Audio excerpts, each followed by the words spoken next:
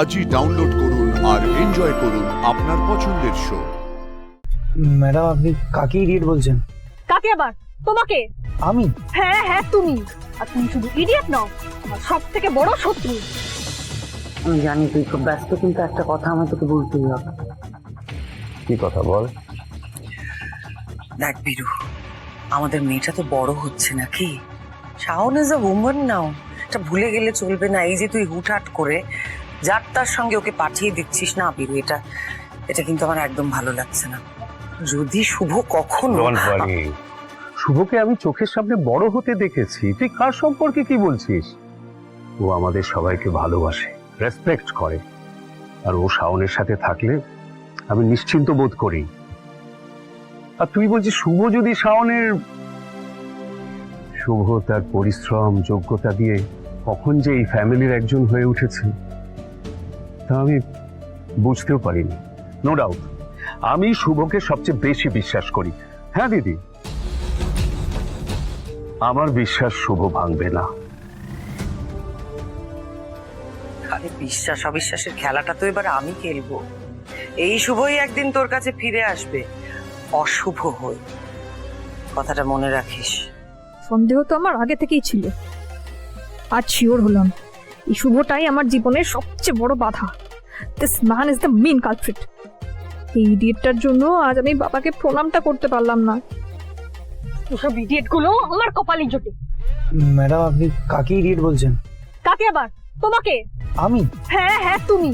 আর তুমি শুধু ইডিয়েট নও, আমার সব থেকে বড় শত্রু। কেন ম্যাডাম, আমি কি করলাম? করতে আর বাকি কি রয়েছে? আমার সাথে তোমার কিসের এত শত্রুতা? তোমার কি ক্ষতি করেছি আমি?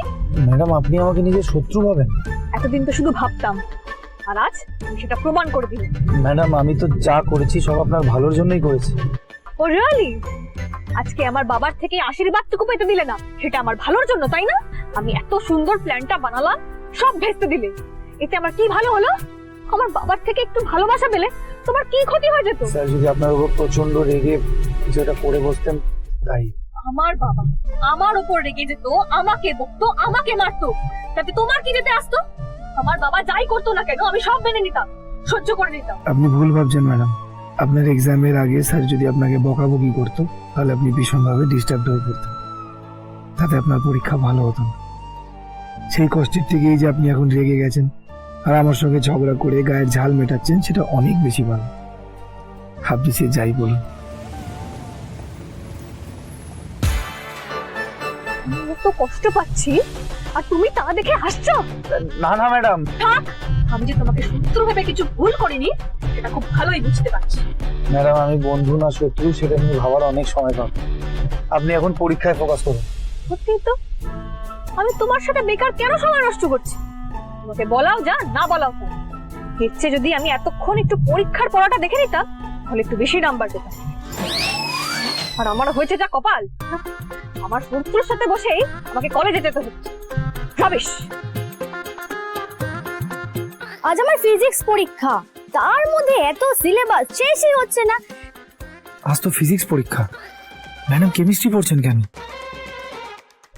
ম্যাডাম আপনি পড়ছেন খুব ভালো কথা, কিন্তু আপনি তো চুপ, একদম কথা বলতে আসবে না আমার সঙ্গে। ম্যাডাম আমার কথাটা আপনি কথা বলতে বারণ করলাম তো তোমায়। দেখছো আমি পড়ছি, তাহলে কেন বিরক্ত করছো? ম্যাডাম একবার কথাটা। আরে ধুর,